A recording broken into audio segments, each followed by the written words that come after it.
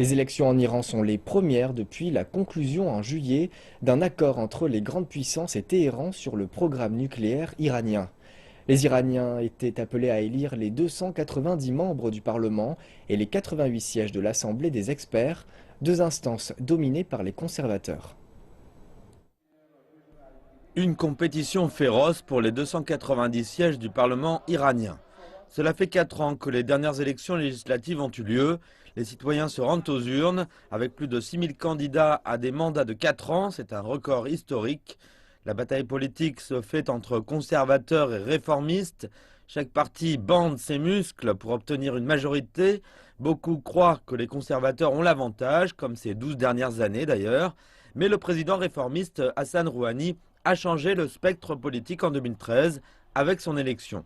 Et ses supporters sont désormais assez enthousiastes à l'idée de défier les conservateurs. Un parlement ami devrait ainsi paver la voie pour une réélection de Hassan Rouhani l'an prochain. Un analyste pense que tout est lié à l'économie.